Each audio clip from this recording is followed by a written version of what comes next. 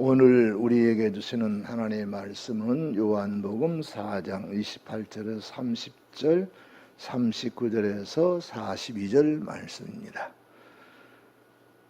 이 말씀을 같이 읽으십니다. 여자가 물동이를 버려두고 동네로 들어가서 사람들에게 이르되 내가 행한 모든 일을 내게 말한 사람을 와서 보라.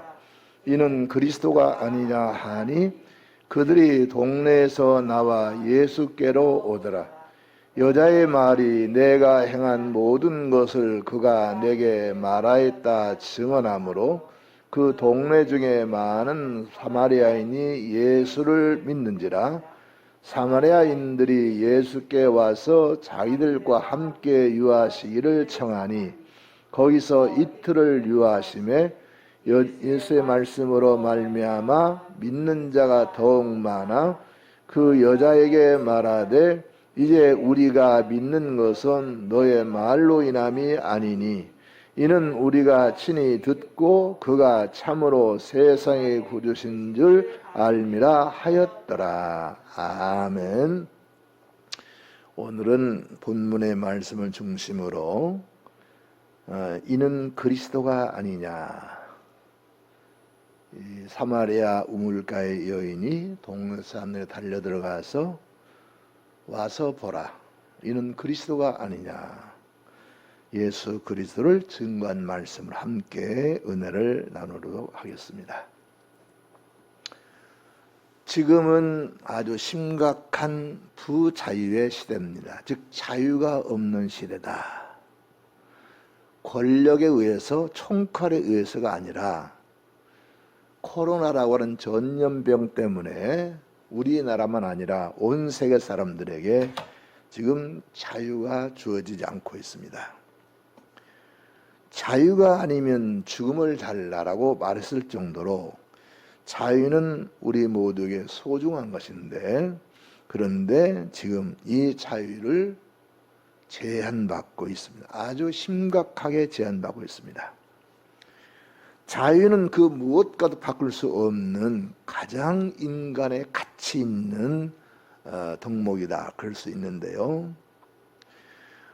이제는 우리가 정말 여행도, 지인들과 만남도, 쇼핑할 자유도, 음식점에서 밥을 마음대로 먹을 자유도, 카페에 가서 차를 마실 수 있는 자유도 없습니다. 심지어는 같이 살지 않는 가족이라면 일가 친척도 5명 이상 모임을 갈 수 없도록 하고 있습니다. 전통 명절 설이 가까워오는데 설날도 똑같다고 그럽니다. 그런데 사실 우리나라는 그래도 나은 편이죠. 다른 나라는 아예 통금을 실시해버리기도 하고요. 아예 그냥 가게 문을 9시까지가 아니라 영업을 못하게 하기도 하고요. 그런 게 비해서 우리는 그래도 자유가 제한적으로 주어져 있지만, 그러나 여전히 우리는 지금 많은 자유를 속박당하고 있습니다. 사실은 전쟁이 일어나도 이렇지는 않거든요. 그런데 우리는 지금 전쟁보다 더한 부자유 시대에 살고 있습니다. 안타까운 일이 아닐 수 없고요.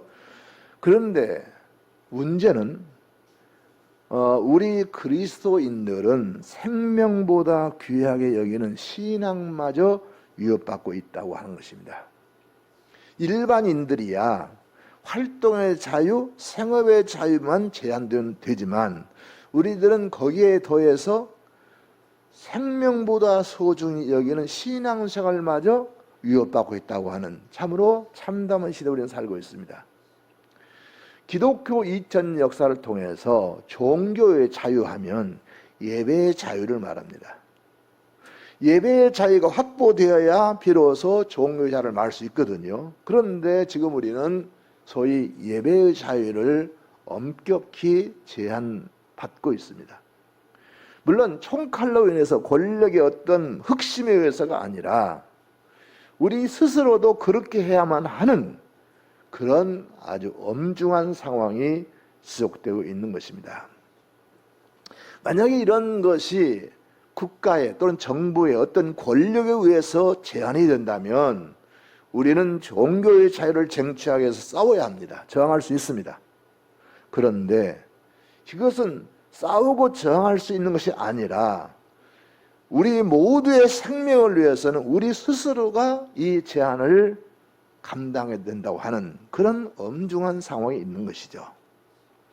그래서 우리 기독교인들은 세상 사람들이 당하는 고통에다가 신앙의 자유 제한이라고 하는 견디기 어려운 고통도 함께 가중적으로 받고 있는 것이죠. 그런데다가 교회와 성도를 향한 또 다른 위협이 있습니다. 그것은 바로 교회가 코로나 확산의 주범이라는 누명입니다. 교회가 지금 언론과 누리꾼들의 집중 공격의 대상이 되어 있는데요. 심지어 자영업자들은 영업 규제를 풀어달라는 항의를 하면서 집단 감염의 주범은 교회인데 왜 자영업자들이 손해를 감수해야 하느냐라고 말하는 것이 뉴스 화면에 잡히기도 합니다.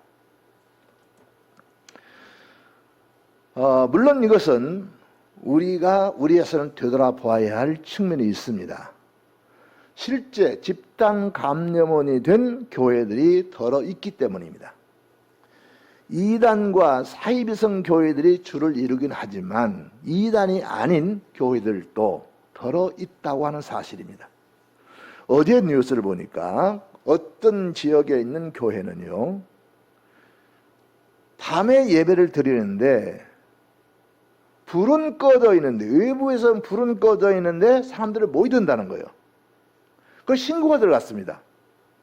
가보니까 겉에는 다 불을 꺼놓고 안에서는 사람들이 모여서 예배를 드리더라는 거지요. 그래서 단속원을 급습해가지고 해산시켰다고 하는 얘기를 듣는데 이건 교회 모습이 아니죠. 어떻게 교회가 겉엔 불을 꺼놓고 안에서만 은밀하게 모여서 방역지침을 위반하면서 예배를 드립니까? 지금 세계적인 이 대유행의 전염병 시대에 이런 태도는 잘못된 것입니다. 교회는 사실은 앞장서서 방역지침을 지켜야 되고 우리 국민들 생명을 존중해야 되는 것입니다. 따라서 잘못된 거죠. 이런 사람들은 하나님과 사람들에게 심판을 받아야 마땅합니다. 교회는 마땅히 방역을 책임지고 있는 당국의 지침을 솔선해 수범해야 되고 선제적으로 수범해야 됩니다. 그렇지 않기 때문에 지금 우리가 세상에서 오해를 받고 있고 누명을 쓰고 있는 것인데, 그런데 문제는요, 과도하게 한국교회가 비난받고 있다는 거예요. 일부 극히 잘못된 교회들의 탈선이 있기는 하지만 이것을 가지고 전체 교회를 비난하고 전체 교회를 반대하는 기회로 삼고 있다는 사실이죠. 그 몇몇의 교회를 빌미로 한국 전체 교회를 집단적으로 매도하고 있는 것은 분명히 잘못된 것입니다. 자, 여러분, 이걸 한번 보시겠어요? 이게 엊그제 나온 최근의 기사입니다. 기사 제목이 이게 다 교회 때문, 줄지 않는 확진자 수의 교회 포비아 폭발. 이것이 그 신문의 제목입니다. 그리고 사진이 실려 있어요. 지금 이 코로나 이 전염 증세가 줄지 않는 것은 교회 때문이다. 다 교회 때문이다. 그래서 교회 포비아가 폭발됐다. 포비아는 공포증입니다. 공포. 교회를 공포스럽게 본다는 거예요. 이런 류의 기사가 하루를 멀다 하고 등장하고 있습니다. 이것은 시류에 편성하고 부추기는 언론의 장난이기도 한데요. 그야말로 일부의 과오를 전체화하는 악의적 의도들이 엿보입니다. 그 밑에 있는 달린 댓글들을 보니까요, 그냥 거기에 맞장구 쳐가지고 온갖 비난과 그 나쁜 말들을 달아놓는 걸 볼 수 있습니다. 그래서 제가 거기에다 그랬어요. 일부 이단과 사입성 교회들이 그리고 사업을 운영하는 기독교를 표명하면서 사업을 운영하는 사람들이 그러기도 하고, 일부 기성교회도 그런 교회가 있긴 하지만 그것은 극히 일부다. 그러니 전체를 싸져와 비난하지 맙시다. 이 글에 댓글을 써도요, 저처럼 점잖했으면요 욕하는 사람이 없어요.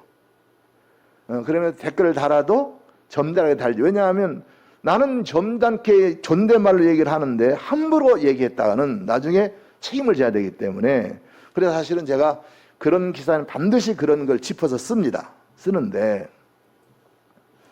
그야말로 지금 한국교회가 이렇게 몇몇 교회들의 그런 철부지 같은 그런 행세로 인해서 전체 교회가 매도를 당하고 있는, 그러나 이것은 분명히 잘못된 것입니다. 자, 우리 이 기사를 또 한번 봅시다. 이 노컷뉴스 기사인데요, 작년 9월에 유흥시설 1만 곳을 조사를 했대요. 이 방역당국에서 전국 다중시설 1만 곳을 조사를 했는데, 그 조사한 곳이 얼마냐면 82,892곳입니다. 합동 정보를 했어요. 그런데 이 중에서 12.4%, 1할 2푼 4리죠. 12.4%인 1만 270곳이 정부가 지시한 방역수칙을 위반했다. 이렇게 결론이 나왔어요. 그러니까 12.4%가 일반 다중 이용시설에서 방역수칙을 위반했다. 이렇게 나왔거든요. 자, 그렇다면 교회는, 교회 검사는 어떻게 되나 보죠. 물론 이것은 날짜는 틀립니다. 날짜는 틀리는데, 이것은 아까 제가 보도는 2020년 4월 6일이었고, 지금 이 보도, 경기중앙신문에서 보도한 이 보도는 작년 8월 30일 날 조사한 거예요. 이 경기도 관내 7,549개 교회를 조사를 했어요. 그랬더니 그 교회 가운데서 34개 교회가 방역수칙을 위반했다 그랬어요. 그러면 이 7,549개 교회 가운데 34개 교회가 방역수칙을 위반했다고 그러는데, 그러면 이거 퍼센트로 따지면 얼마냐면 0.4%예요. 아까 우리가 본 대로, 아까 여기는 4월 6일에 전국적으로 조사한 여기에서는 12.4%입니다. 그럼 일반 다중 이용시설에서는 12.4%가 위반을 했고, 경기도뿐이긴 하지만은 경기도는 0.4%가 위반을 했더라. 그러면 위반의 정도가 어디가 더 센 겁니까? 일반 다중시설이 훨씬 센 거죠. 그런데 이렇게 세상에서 위반하는 것들은 그러려니, 먹고 살려고 그러니까 그러고, 직업상 그러니 그러고, 어쩔 수 없지라고 얘기를 안 하는데, 극소하게 작은 교회의 그 감염에 대해서는 이 모든 감염이 교회 때문이야라고 이렇게 사람들이 그렇게 매도를 하고 있다는 거죠. 물론 날짜가, 조사 날짜가 다르고 지역도 다르고 재단은 다르지만, 그러나 이 당국에서 책임 있게 조사한 결과이고, 이것은 사실은 전국적 현상이라고 봤을 때 이것은 우리가 정말 유의해야 될 통계조사거든요. 그런데 0.4%가 수칙을 위반했는데 100% 전체 교회가 수칙을 위반하는 것처럼 그렇게 매도를 하는 것은 분명히 거기에 악의적 의도가 깔려 있다는 거예요. 자, 여러분, 요즘 어린이집에서 교사들에 의한 아동학대 사건이 줄을 잇고 있죠. 참 가슴 아픈 일이에요. 저는 이해가 안 됩니다. 여성들이라면 적어도 모성애가 남성보다는 훨씬 더 강하고, 남의 아이지만 정말 내 아이 이상으로 사랑할 수 있는 것이 어머니들이고 여성들이고 그런 거거든요. 저는 누가 뭐래도 그것은 확신을 합니다. 여성들이 더 모성애 강하고 그 인정이 있다고 하는 거. 그런데 자기가 월급 받고 근무하는 어린이집에서 어린이를 학대하는데 그럴 수가 없잖아요. 제가 어제 그젠가 그 CCTV에 잡힌 것을 TV에 방영하는 거 봤는데, 어떤 아이가 물을 흘렸어. 그러니까 그 애 보고 물을 닦으라고 그럽니다. 그러니까 그 애가 물을 닦는데 어떻게 되냐면 뭐 이렇게 아직 어린 애니까 걸레를 갖다 닦을 여유도 없으니까 자기가 몸으로 앉아가지고 몸으로 물 흘린 걸 닦더라고. 그래가 교사 그걸 잡아다가요 더 잘 닦으라고 뺑 돌리더라고. 앉은 애를. 그리고는 다 닦고 나면 탁 밀어버리더라고. 도대체 어떻게 사람을 얼굴을 하고, 더구나 40대 여인이라고 그러던데, 그러면 자기도 가정이 있을 거 애가 있을 건데 어떻게 그러냐고요.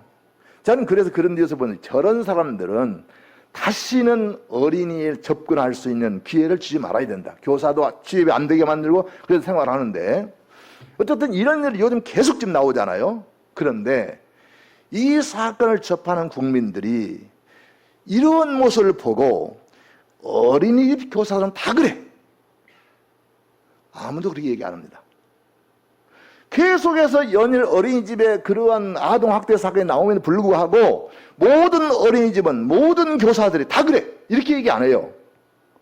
그런데 교회는 100개의 교회 가운데 1개도 안 되고 200개 교회인데 1개 정도 되는 그 감염 위반에 대해서 모든 교회 다 그래. 다 교회 때문이야. 이렇게 말한다는 거죠. 이것을 가리켜서 뭐라고 그러냐면요, 일반화의 오류라고 그럽니다. 일부를 가지고 전체로 확대한다는 거죠. 지금 우리 교회가 그러한 핍박을 받고 있는 거예요. 물론 이 핍박의 원인을 제공하는 것은 정신없는 교회들이, 목회자들이 세상에 떳떳하게 예배를 해 숨어서 예배를 합니까? 불을 꺼놓고? 이런 못된 행실을 한 건 맞지만 그래도 잘못된 교회를 책망으로 지적을 해야지 한국에 다 그래, 다 똑같아 이렇게 말한다는 것은 우리는 도저히 받아들일 수 없는 거죠. 있을 수 없는 일입니다. 우리는 이러한 것을 보면서 오늘 말씀을 가지고 우리가 정말 이러한 위기의 시대에, 핍박의 시대에 우리가 어떻게 할 것인가 고민하면서 말씀을 보기를 바랍니다. 자, 오늘 보는 말씀은요, 요한복음 4장 28절에서 30절, 39절, 42절인데 원래는 사실은 요한복음 4장 거의 전부가 이 수가성의 여인에 관한 말씀인데요. 예수님께서 유대에서 갈리로 내려가시는 과정에서 사마리아 성 수가라고 하는 동네에 우물가에서 만난 한 여인과의 대화입니다. 때는 제6시라고 그랬어요. 6시면 우리 시간으로 낮 12시입니다. 낮 12시에 시장하시고 피곤하신 주님께서 우물가에 앉으십니다. 그리고 제자들은 먹을 사러 동네로 들어갔어요. 그런데 마침 한 여인이 물을 길러 옵니다. 그래서 그 여인에게 나 물 좀 달라 그랬어요. 그래서 대화 시작이 되는데 여인이 예수님의 옷차림과 말씨를 보고 유대에 있는 것을 금방 알아차립니다. 그리고 빈정대는 투로 이렇게 말합니다.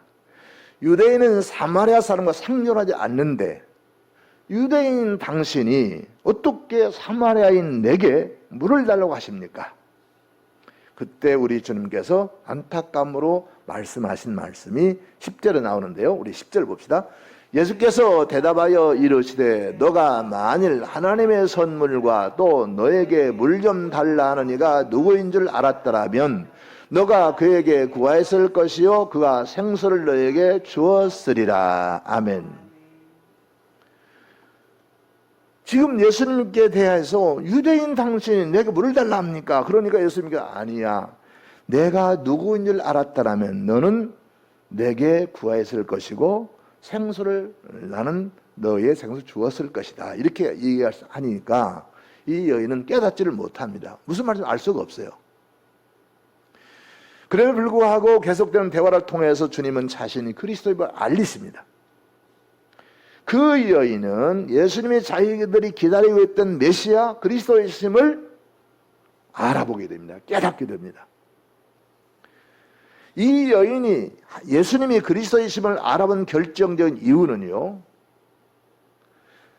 내가 행한 모든 일을 내게 말했다라고 하는 그 여인의 고백에서 알 수 있듯이 그 여인의 은밀하고도 개인적인 일을 주님께서 다 알고 계시고 또 스스로 예수님이 내가 그리스도다 밝히셨기 때문입니다.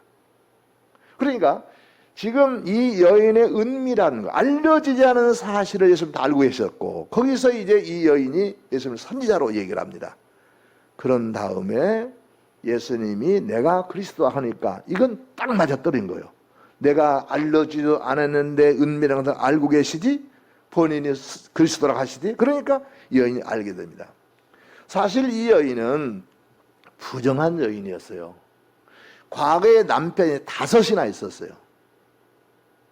그리고 지금 함께 살고 있는 남자도 자기 남편이 아니라고 했어요. 그러니까 과거에 5명의 남편을 두었다는 것도 깨끗하지 못하지만 현재도 남편 아닌 남자와 살고 있다는 것이 드러났잖아요. 그래서 이 여인이 낮 12시라면 뜨거운 시간입니다. 저희도 시골에 살아봤지만 한참 뜨거운 때는 밖에 안 나갑니다. 덥거든요. 그런데 이 여인은 다른 사람 뜨거워서 나오지 않는 시간에 낮 12시에 물을 길러 갔어요. 그 얘기는 이 여인이 스스로를 부정히 여기고 부끄럽게 여기고 사람들에게 자기를 드러내기를 싫어했다는 것입니다. 그런데 예수님이 그리스도이심을 안 다음에 이 여자는요, 물동이를 버려두고 동네로 뛰어들어갑니다. 그래서 여러분들이요, 와서 보시오.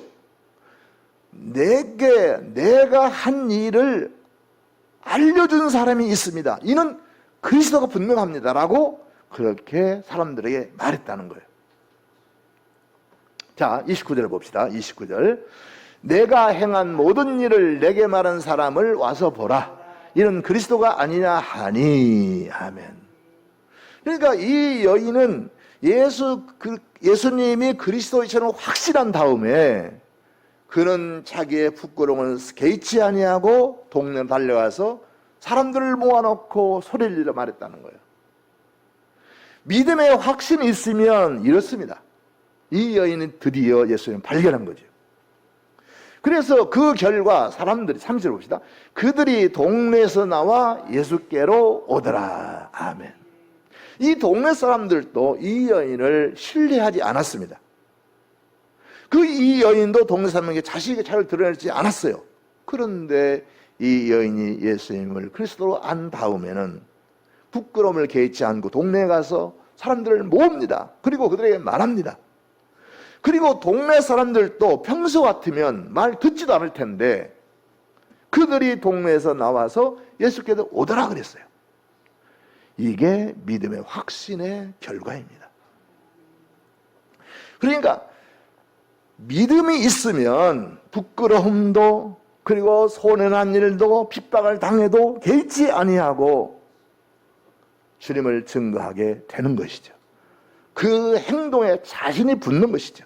그래서 이 여인이 그 동네 사람은 전도했고 나중에 나옵니다마는 이 동네 사람들이 다 믿었고 그리고 얼마나 그들의 믿음이 열심히 있었고 사모했으면 예수님의 청에서 이틀을 유하시도록 더 유하시는 그런 은혜를 입었다고 하는 것입니다. 저는 오늘 말씀을 가지고 3가지 차원에서 말씀을 드리려고 합니다. 자, 첫째 봅시다. 이 여인은 오실 메시아 그리스도를 갈망했습니다. 아멘. 여러분, 이 사마리아 여인은 누구보다도 세속적이고 부정한 여인이었죠. 과거에 남편이 5이 있었고 현재 살고 있는 남자도 자기 남편이 아니었습니다. 그래서 부끄러움을 탔고 다른 사람들이 샘에 오지 않는 한낮을 택하여 샘으로 물길로 왔습니다. 그러나 그 여인은 누구보다도 세속적이고 부정한 여인이었지만 그의 마음속에는 구원자로 오실 메시아 그리스도를 갈망하는 믿음이 있었습니다. 그래서 예수님과 대화를 나눌 때 그 여인 첫 번째 물어본 게 뭐냐 하면 예배입니다. 예배. 우리 조상들은 이 산에서 예배를 드려야 한다 그러고 유대인들은 예루살렘 예배를 드려야 된다는데 어디서 예배를 드리는 게 맞습니까? 여러분, 우리가 믿음이 있는 사람들은 하늘나라를 사모하는 사람들은 하나님이 예배하는 것을 사모합니다. 그것을 갈망하는 것이죠. 그러니까 자기의 가장 중요한 관심사가 예배이기 때문에 예배에도 멀었단 말이에요. 그래서 주님이 뭐라고 그랬어요? 예루살렘에서도 말고 이 산에서도 말고 너희가 하나님 예배할 때가 오는, 영과제를 예배할 때가 오는데 곧 이때라, 이렇게 말씀하셨잖아요. 여러분, 이 여인은요, 비록 그렇게 부정하게 살고 기구한 운명으로 살고 있었지만 그 마음에는 이 부정하고 죄된 생활을 청산하고 싶은 마음, 그리고 영혼을 사모하는 마음, 하나님을 사모하는 마음이, 약속된 메시아를 갈구하는 마음이 있었다는 거예요. 참 우리가 여기서 충격을 받을 수밖에 없는데요. 자, 우리가 보통 그럽니다. 타락하고 부패하고 이런 그 죄와 더불어 사는 사람들을 볼 때 저것이 무슨, 저런 사람들이 무슨 종교심이 있을까, 이렇게 생각하기 쉽거든요. 그냥 저런 사람 전도 대상도 아니라고 생각하기 쉬워요. 술에 취해 있고 잘못된 짓을 하고 그런 사람들은. 그런데 그렇지 않습니다. 이 여인을 보세요. 어찌됐든 그 원인이 무엇인지 모르지만 남편이 5이나 있었고 현재 살고 있는 남자도 남편이 아니라고는 이 모습을 통해서 이 여인은 정상적이고 온전한 여인이라고 볼 수 없습니다. 그런데 그 마음속에는 예배에 대한 생각, 오실 그리스도에 대한 갈망이 가득했던 것을 볼 수 있습니다. 그리고 우리 편견을 버리고요, 오히려 그런 어둠과 타락 속에 있는 사람들이 더 구주를 갈망한다는 사실을 기억하고, 우리는 경계를 지우지 말고 그런 사람들에게 복음을 전하는데 인색해서는 안 될 줄로 믿습니다. 겉으로는 반대는 같고 강렬은 같지만 그 마음에는 반대로 영혼에 대한 갈망, 삶에 대한, 새로운 삶에 대한 갈망이 있다는 것을 기억하고, 우리는 그런 사람들을 주님 앞으로 인도하는 일을 게을리해서는 안 될 줄로 믿습니다. 그래서 우리는요, 이런 사람들 어떻게 되냐면요, 찔러보는 전도래, 찔러보는. 이 고구마 전도라고 하죠. 고구마 전도법. 고구마 전도는 뭐냐면, 옛날에 저도 그랬어요. 고구마 캐서, 특히 이제 캐서 이렇게 그 방 안에 놓고 먹는 고구마보다도 밭에 있는 고구마를 미리 좀 캐다 먹거든요. 먹고 싶기도 하고. 그러니까 캐다 먹을 때 이게 빨리 먹고 싶은데 익었는 걸 알 수가 있어요. 그래 어떻게 해요? 젓갈로 손 여러 가지 찔러보고 그러잖아요. 그러면 이거 빨리 먹고 싶어가지고.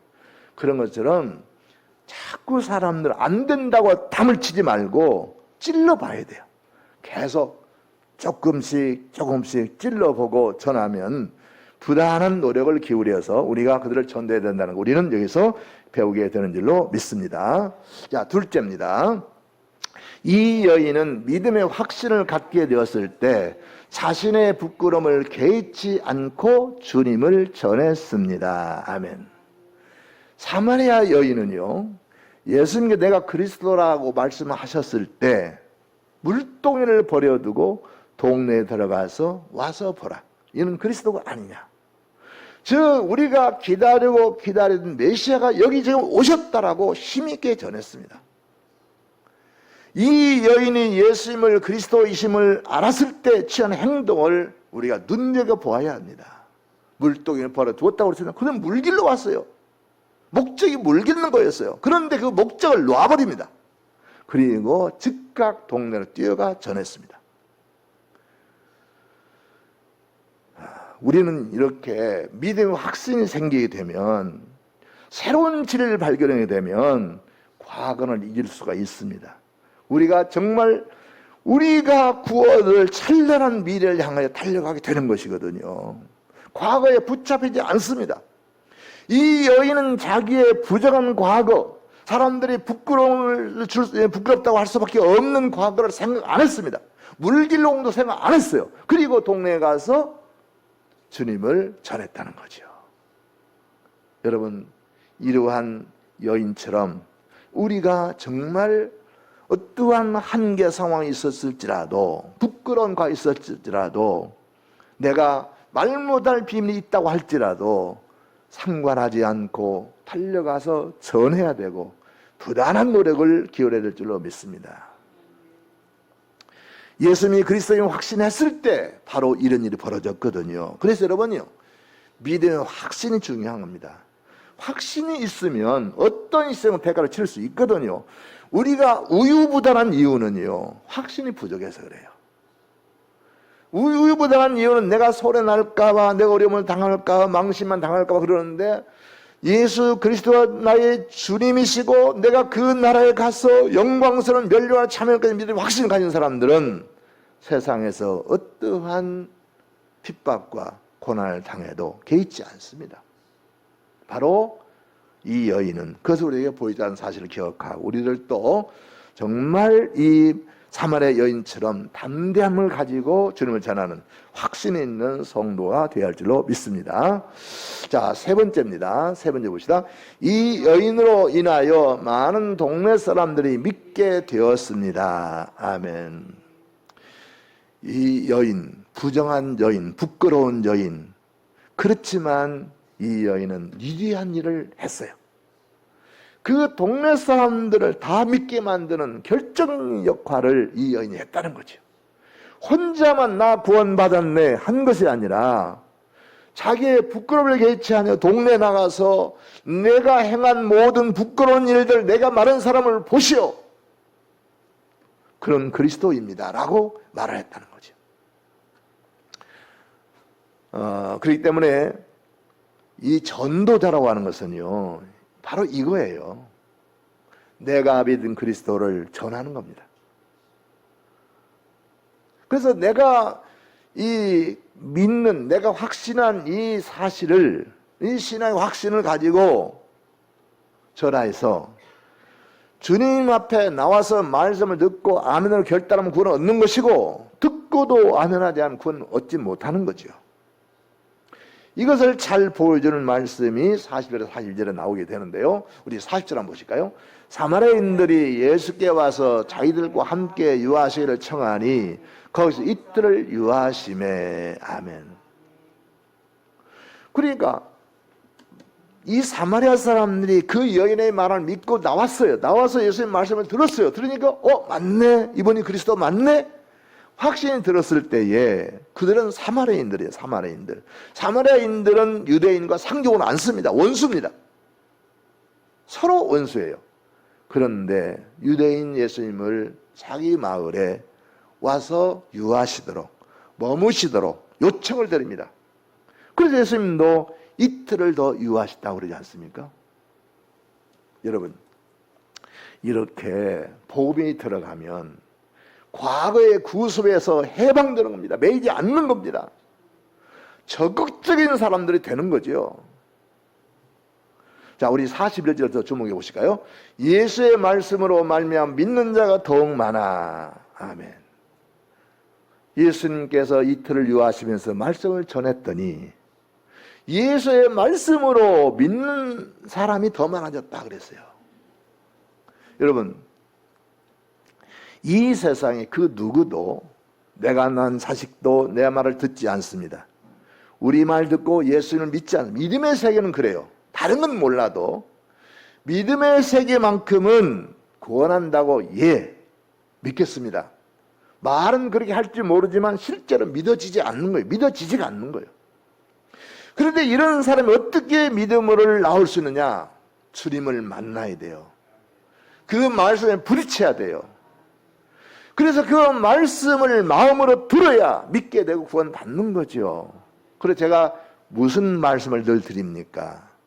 우리 자녀들을 구원하고 싶다면, 그들에게 영원한 구원을 선물하고 싶다면 적어도 말씀 들을 수 있도록 하나님 예배하는 자리에 앉혀놓으라고 하는 얘기 들으잖아요.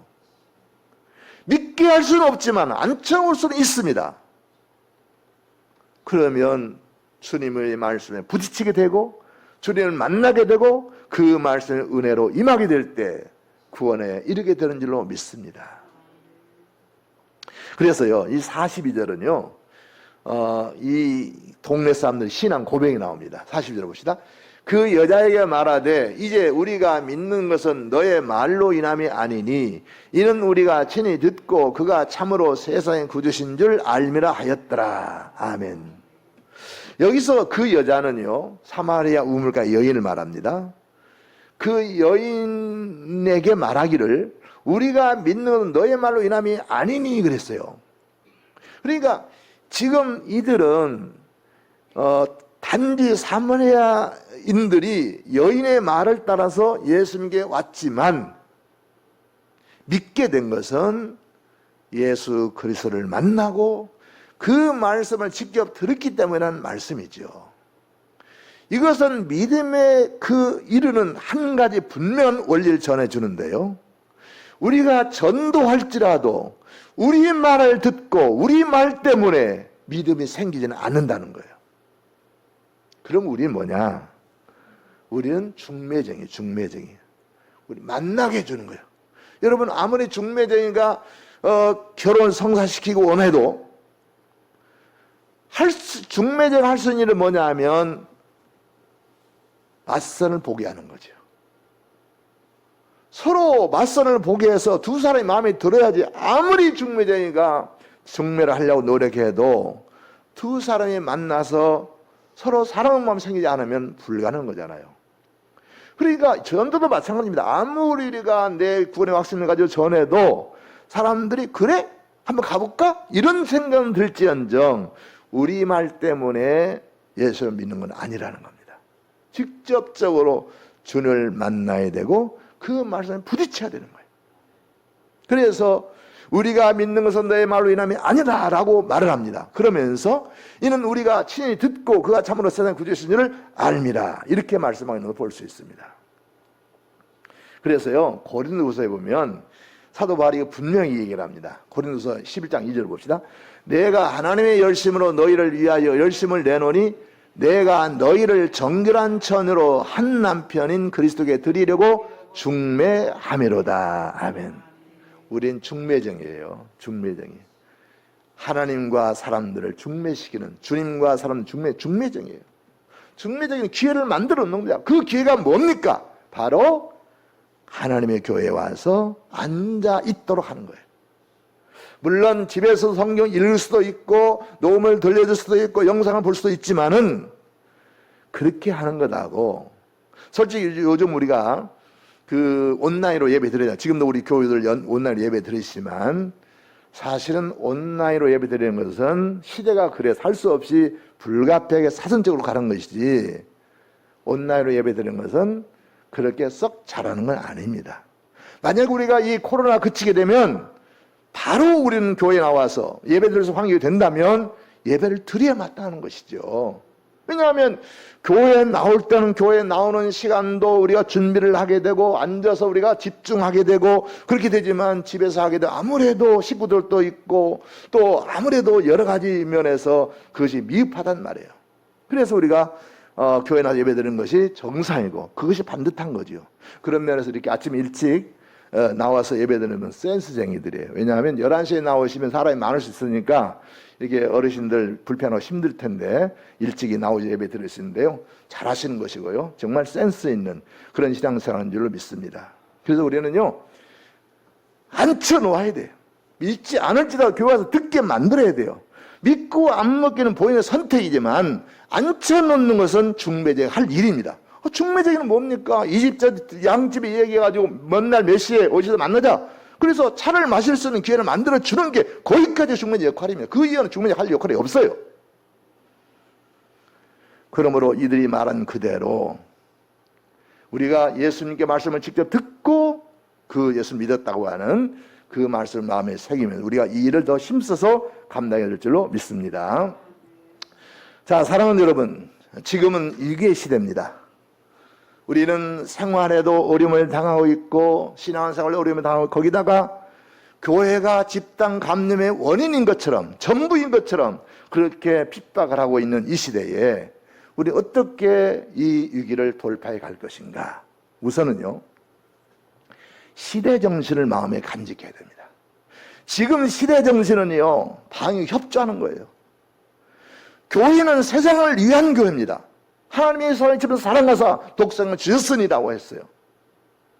그러므로 교회가 세상의 유익이다 더구나 무슨 잘 살게 하고 그런 차원이 아니고 살고 죽는 생명의 문제입니다. 전염병이라고 하는 것은. 그렇다면 이 코로나 시대의 시대 정신은 방역에 협조하는 겁니다. 적극적으로 개인적으로도 교회적으로도 방위 협조해서 지금 이렇게 사는 사람이 죽어가고 있고 어려움을 당하고 있는 이것이 빨리 끝날 수 있도록 협조해야 됩니다. 이것이 희대 정신입니다. 그래야 우리 교회가 세상을 위하는 교회가 되는 것이고 교회가 더 이상 핍박을 받지 않는 것이지, 세상에 무슨 숨어서 예배를 드립니까? 떳떳하지 못하게. 그런 짓들을 왜 하냐고, 하나님 믿는 사람들이. 그래서 우리 교회가 누구보다도 먼저 이 방위 협조하는 일이 중요한 줄로 믿습니다. 두 번째는요, 그러나 그 방위 협조하고 우리가 솔선수범하되 과도한 비난, 이 기회에 덩대서 교회를 비난하고 교회를 핍박하는 것에 대해서는 단호하게 아니라고 얘기를 해야 됩니다. 그런데요, 아마 우리 교우들 가정에서도 그런 분들이 있을 거예요. 교회 봐라, 교회 지금 텔레비 나오는 거 교회 봐라, 얼마나 지금 교회가 잘못하고 있느냐, 저런 교회를 왜 나가느냐, 이런 분들이 있을 수 있습니다. 근데 그거에 대해서 오늘 제가 말씀드린 대로 그런 교회가 있는 것도 사실이고 잘못이지만은, 그러나 이렇게 교회가 전부 배제될 정도로 그렇게 잘못된 건 아니다. 여러분, 우리 교회만 보세요. 우리 교회는 작년에 2월 23일 예배 드리고 제대로 예배 드린 적이 없어요. 선제적으로 일을 해왔어요. 근데 어떻게 해서 전체 교회가 다 그런 오염된 교회로 그렇게 해서 비난하고 핍박하고 교회는 욕하는 겁니까? 그에 대해서는 순리대로 얘기하세요. 화낼 필요 없어요. 논쟁은 화낼 필요 없어요. 우리는 복음의 얘기를 할 때 논쟁에서는 되는 게 없습니다. 그러니까 순리대로 얘기를 하시고, 만약 듣지 않는다면, 싫다고 그러면 얘기하지 마세요. 뭐 굳이 기회를 기다려야죠. 그 대신에 우리 할 게 딱 하나 있습니다. 뭐냐면요, 오늘 사마리아 여인이 우물가 예수를 만나고 비밀스럽게 은밀하게 난열도에 물길로 왔던 그 부끄러움의 여인이 예수님을 만난 다음에 부끄러움을 개의치 않습니다. 물길로 왔자는 그 목적 상관 안 씁니다. 예수님을 발견한 그 그리스도이심을 알게 된 그 감격을 가지고 마을에 달려들어갔습니다. 그리고 나의 부끄러운 지난 날을 내게 말해준 사람 와서 보시오. 이런 분명히 그리스도이십니다 라고 말했다는 거예요. 즉, 우리가 구원의 감격을 가지고 우리 삶을 변화시키자는 거예요. 우리 모습 속에서 변화된 향기가 나타나자는 거예요. 교회를 가자고는 그러는데, 믿자고는 그러는데, 믿음이 좋다고 그러는데, 우리 어머니에게서 우리 아버지에게서 믿음의 향기가 나타나지 않아. 말씀하시는 것도 세속적이고 세상 이익을 추구하고 하나님의 나라와 의를 구하지 않는 것을 보면 표리부당하다고 그러죠. 그러면 젊은 사람은 더 예민합니다. 아이고, 맨날 교회를 가져가면서 복음대로 살지를 않으면서, 말씀대로 살지를 않으면서, 그러면 더더욱 유선적인 믿음으로 치부해버리기 때문에 더더욱 얘기가 안 되는 거예요. 그래서 우리의 속까지도 다 하는 우리 식구들, 그래서 전도가 제일 어려운 거예요. 그런데 그렇게 되어야 진정한 그리스도인입니다. 곧 서울에 돌아오는데, 물론 5인 이상 모이지도 못하게 되어 있고 오고 가지도 못하는 그런 상황이지만, 그래도 어떤 형태로든지 전화를 하든지 문자를 보내든지 어떤 형태로든지 만남이 있든지 뭐 길거리에서 만나든지 그런 만남이 있을 거예요. 그때 제가 말씀드린 대로 우리는 방위에 협조하는 자세를 취해야 되겠고요. 그리고 과도한 비난에 대해서는 순리적으로 얘기를 해줘야 되고요. 그것조차 이것조차 안 된다면 한 가지, 내가 예수 믿고 변했다는 확실한 증거를 보여야 돼요. 말 속에서 나타내야 돼요. 그래야 그 사람들이 우리 믿음 인정할 거 아니겠어요? 그래야 우리처럼 믿고 싶은 마음이 생기지 않겠어요? 이런 향기, 이런 노력, 이런 빛의 증거가 이번 설날에 이 성명절에 우리 가운데 있어서 우리에게서 복음을 듣는 모든 사람들에게 은혜와 축복이 넘치는 복된 명절이 되기를 바랍니다.